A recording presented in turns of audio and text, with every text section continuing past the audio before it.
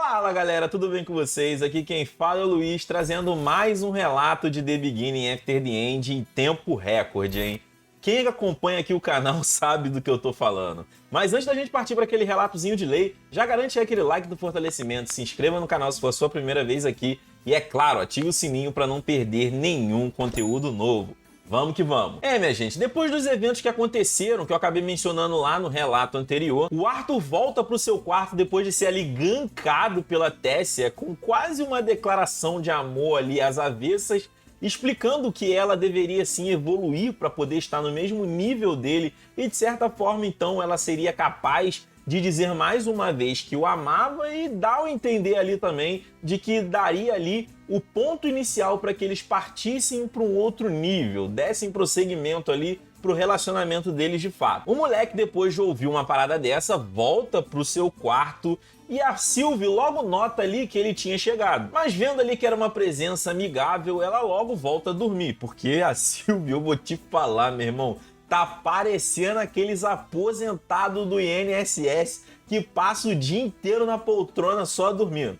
Todo respeito aí a aposentados e pensionistas. Mesmo sabendo que no dia seguinte ele teria que rumar para o norte ao lado das duas lanças dos anões, a Mika e o Wolfred, o moleque não consegue pregar o olho. Aquele negócio tá ali martelando na cabeça dele, ressoando ali, e quando ele vai dar por si, já está amanhecendo, já é hora de partir. Então ele tira a Sylvie ali do seu repouso merecido e acaba chamando nossa Zubumafuzinha para eles irem em direção à missão. Nesse meio tempo, a gente acaba descobrindo umas coisas sobre o background do Wolfred, tendo em vista aí os seus próprios pensamentos. E aí são descobertas que acabam apimentando mais essa salada toda que está acontecendo sobre a possível traição aí do Radius. A gente acaba descobrindo que rolou uma conversinha ali entre o Wolfred e o Radius, e mais do que isso, que o Wolfred é um velho chegado do Radius. Isso porque o ancião acabou adotando o Wolfred quando ele era um menino de rua. Então existe aí um senso de gratidão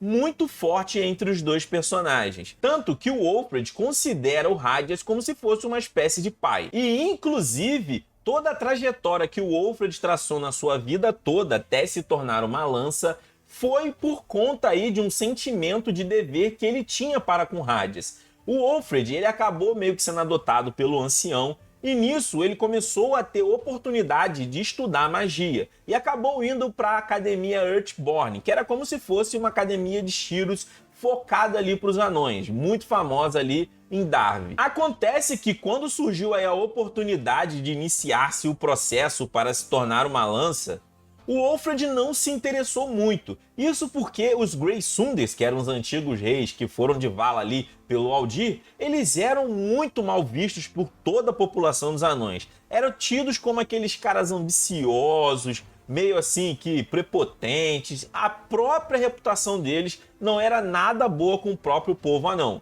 Então, o Wolfred acabou pensando que, tipo, mano, eu não vou querer participar de um processo seletivo para vincular minha própria vida na mão dos meliantes desse, né? Eu nunca que vou fazer isso. Só que o Radius chegou ali, trocou aquela ideia, não, meu filho, vai lá, pode ficar tranquilo, que você não vai estar servindo diretamente a eles, não. Que deixa a gente meio assim, escabriado, né? Parando para pensar que talvez o Radius, na sua posição de ancião ali, de relevância naquele povo, talvez tivesse mais influência do que a gente imagina. Enfim, dentro desse diálogo e flashbacks como um todo, o próprio Radius acaba lamentando bastante que ele não tivesse herdado aí meio que a posse do controle das duas lanças, né? Lamentava que o controle tivesse ali com o Aldir, mas que era pro Wolfred ficar tranquilo, que tudo ia dar certo e que tudo isso iria mudar. Minha gente, famoso ditado brasileiro: para quem sabe ler, um pingo é letra. Sem querer tirar conclusões precipitadas, mas simplesmente lendo o que já está explícito na nossa cara,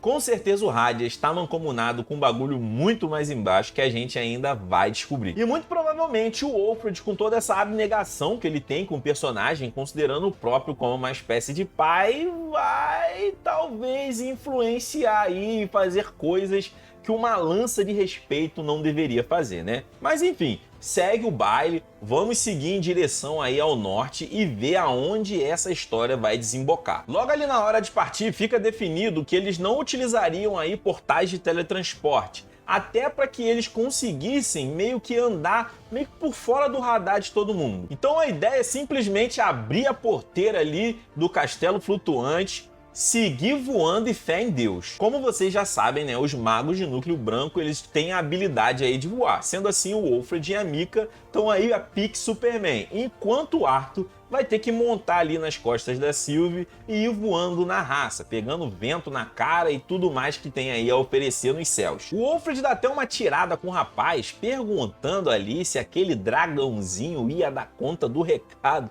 Olha só a audácia desse anãozinho, minha gente, duvidando da capacidade da nossa querida Sylvie. Eu quero mesmo é que ele seja traidor e que ele coma o pão que o diabo amassou. O Arthur, como sempre, bastante sarcástico e sendo bastante singelo em suas colocações, só dá aquela risadinha de canto de boca, dizendo poucas palavras, meio que naquele pique. Segue o baile, irmão, segue o baile. Logo ali em frente aos portões, imaginem quem estava esperando para dar aquele adeus caloroso para nossa equipe, que vai fazer aí a missão talvez deveras mais importante para Tikaten nesse momento, que é aí identificar aonde estão os exércitos alacrianos que provavelmente estão se preparando para darem aquela jambrolhada no continente de Tikaten. E melhor de tudo, restrito aí somente ao conhecimento do Virion e do próprio Arthur, acabarem por descobrirem se a galera que tá ali dentro tá junto da tramóia. O Radias vem todo cheio de amor para dar, sendo bastante cordial com o Arthur, e o Arthur nesse momento se sente até um pouco mal,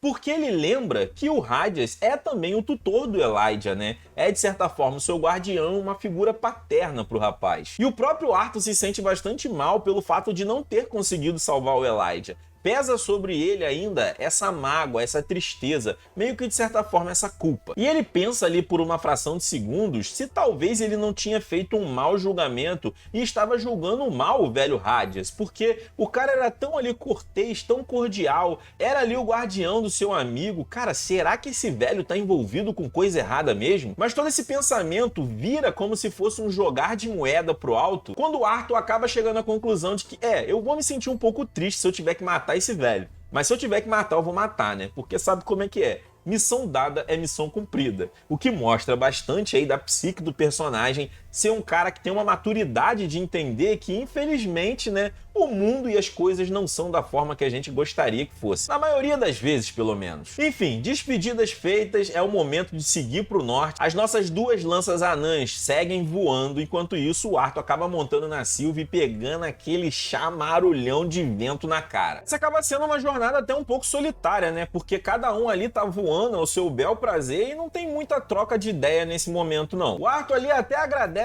esse momento por conseguir, de certa forma, acabar descansando um pouquinho suas pernas, né? Que estão bem carcomidas por conta do uso do Burst Step. E em seus pensamentos, ele acaba ali pensando como, galera, não tem como mais usar essa técnica mesmo não, porque senão daqui pra frente eu vou ter que arrumar uma cadeira de roda, uma muleta para poder conseguir fazer os meus rolês. Não tem condição. E utilizando ali meio que a mana para poder se nublar dos efeitos aí do vento, né? Porque o moleque tá voando ali a, sei lá, 10 mil, 20 mil pés de altura. Imagina a ventania que não tá batendo na cara. Ele aproveita também para acabar descansando as suas pernas. Só que chega um momento em que todo mundo precisa dar uma descansada, né? Até porque o norte é longe. E nesse momento onde todo mundo para ali meio que numa região ali montanhosa de floresta, é que rola uma interação entre os nossos três personagens. Sendo a Mika, ela muito mais expressiva, assim, falante e tudo mais, e o Wolfred maluco, o cara com uma cara sisuda que, ó, parece que chupou limão a madrugada inteira. O próprio Arthur acaba querendo fazer a boa ali pra todo mundo, né? Ele fez ali um peixinho assado na brasa e foi oferecer ali pra Mika, que prontamente aceitou. E pro Wolfred, quando foi oferecido, o cara não chegou nem ter ali a pachorra de falar que não queria ou dar um obrigado ali. Não, valeu, irmão, tá tranquilo. Simplesmente deu aquela olhada e ficou.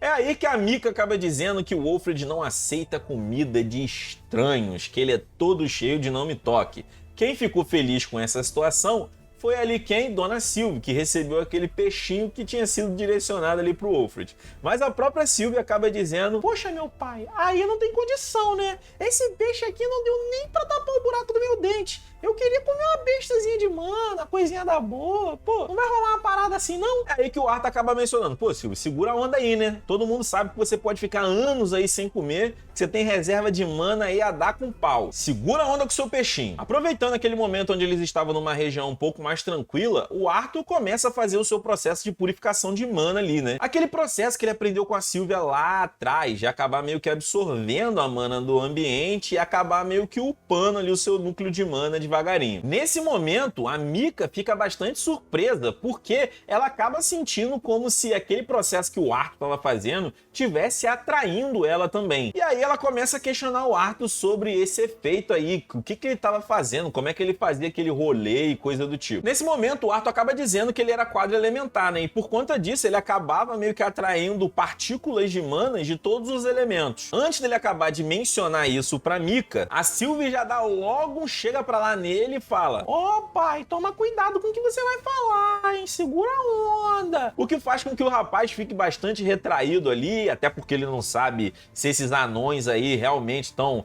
mancomunados com a parada errada e estão simplesmente querendo saber o máximo de informação que podem a respeito do rapaz para dar aquela rasteira bem dada no momento oportuno. A Mika fica bastante eufórica e bastante surpresa, né? Acabando por dizer que, é por isso então que você acabou se tornando uma lança, né? Eu acabei aí por saber disso meio que por alto, mas eu não tinha certeza se isso era verdade. E o Arthur acaba falando um pouquinho ali, né, sobre suas habilidades e tal, porque ele acaba sendo muito questionado pela Mika, que, meu irmão, que menina pra poder falar igual uma desgraça, pelo amor de Deus. E ele acaba dizendo que, pô, pra ele era bem normal esse processo aí de ser quadro elementar. Ele tinha afinidades ali maiores e menores, só que a única coisa que ele tinha um pouco mais de dificuldade era em relação à gravidade. E aí a Mika acaba se candidatando pra poder ensinar magia gravitacional pro Arthur, até porque essa é uma das expertises dela. E ela acaba dando uma dica falando que, nossa, gravidade é muito fácil, é simplesmente você se imaginar aí levantando ou abaixando uma coisa é mole, o que faz com que o Arthur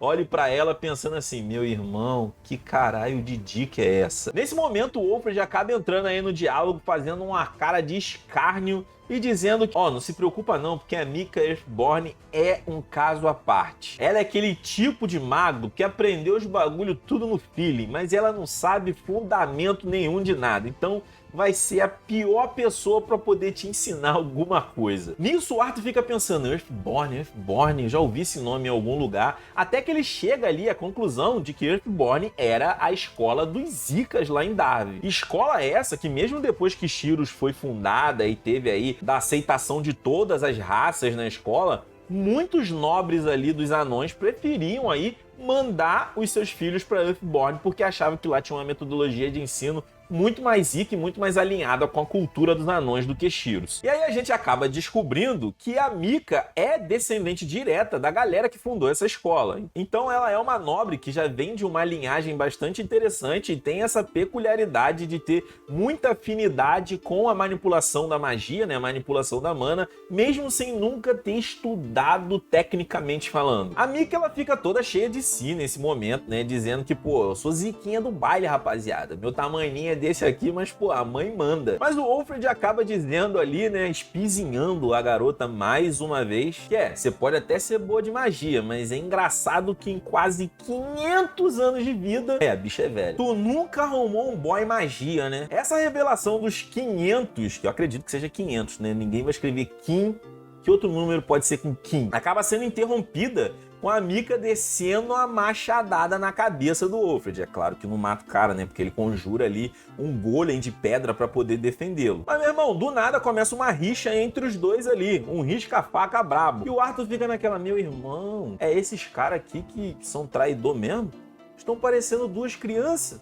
Que doideira. A Mika, ela fica toda ofendida, tá? Porque, de acordo com ela, não se revela a idade de uma dama. E, obviamente, ela ainda estava solteira, porque os padrões de beleza dos anões, vamos dizer assim, não a atraíam.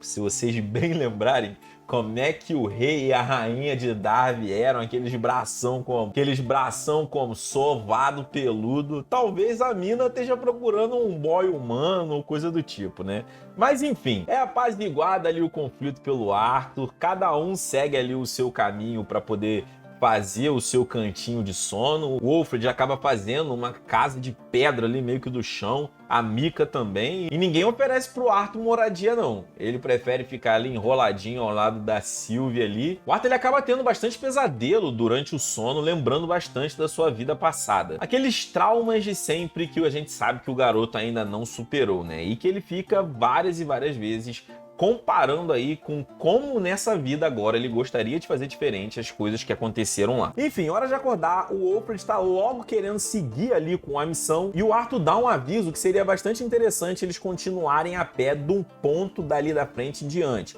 Até para que eles não fossem detectados possivelmente pela foice e o retentor que poderiam estar na região, né? O Arthur até pensa que ele próprio pode utilizar o Mirage Walk, que garante que ele tenha um nível stealth muito acima ali do que os outros, mas era melhor deixar isso quieto. Isso também é uma estratégia do rapaz para que, de certa forma, ele tenha mais tempo ali de organizar alguma coisa ou outra, se realmente a intenção ali das lanças dos anões fosse de aniquilá-lo ou levá-lo para uma cilada, né? Utilizando o Helm Hart andando ali a pé, vagarosamente, no talento, ele poderia perceber os acúmulos de mana em determinadas regiões e saber se ele estava sendo levado para ser suruptado ou se não, se as lanças estavam de boa ali, simplesmente querendo mesmo fazer a missão e não tinha nada a ver que estavam a controle do Radias na safadeza. Enfim, a Mika já fica logo revoltada com essa situação de ter que caminhar. Como uma donzela como ela ia ter que ficar andando a pé, sendo que ela poderia voar. Para ela não fazia sentido. Mas minha filha, aceita que dói menos. O Arthur, então, querendo meio que se disfarçar e meio que para que ninguém acabasse percebendo que eram 3 lanças ali caminhando em direção naquele território, até para ninguém dar com a língua nos dentes, mesmo que aquele local fosse um local mais ermo, ele acaba meio que tendo esse cuidado, né? Ele tira do seu anel dimensional aí, meio que um casacão, aquele casacão que ele utilizava na época de aventureiro, em que ele se passava como nota, e ele também acaba tirando aquela máscara ali também de seu anel dimensional. E ele cria meio que uma fanfic ali para que não fique muito estranho 3 pessoas caminhando juntos ali aleatoriamente. E a fanfic é que o Wolfred seria um senhor de escravos e ele e a Mika seriam aí suas posses. A historinha é que eles foram atacados por um bando de bandidos e estavam ali querendo caminhar em direção à próxima cidade para buscar refúgio. O Wolfred, então, acaba utilizando ali aquela máscara, que era a máscara do Nota, e o Arthur acaba dizendo que meio que calhou extremamente bem aquela máscara nele, porque, basicamente, o Wolfred tem a mesma altura do rapaz de quando ele era aí meio que um adolescente. Adicionalmente, o Arthur acaba tirando mais um trapo lá que ele tinha dentro do seu anel dimensional e entregando pra Mika. E ele acaba também acabando por sujá-los, os dois, né? Porque, pô, na cabeça dele, escravo tem que estar sujo, porque senão, pô, o escravo vai estar ali com o perfume da Boticário, todo bonito, cabelo todo feitinho, aí não cola, né? A Mika fica pra morrer com uma situação dessa. Tá ali andando toda suja, ninguém aguenta. E eles acabam caminhando e pegando ali meio que uma estrada e acabam sendo gankados também por uma carrocinha ali com os cavalos magérrimos. Cavalo, coitado, estão quase caindo.